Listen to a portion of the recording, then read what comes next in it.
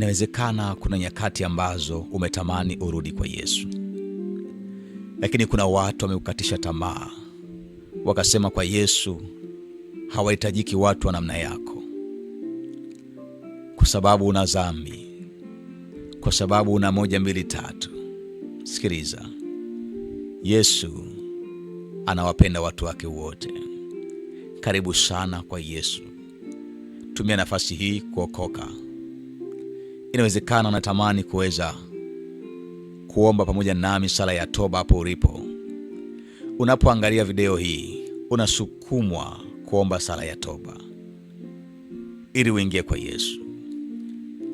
Haijalishi, nenda kwenye kanisa lolote ambalo lipo karibu nawe, anzisha kuomba nao na Mungu atakutia nguvu.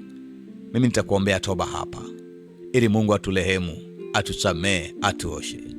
Mungu akutengeneze, akufinyange tena katika jina la Yesu. Amen.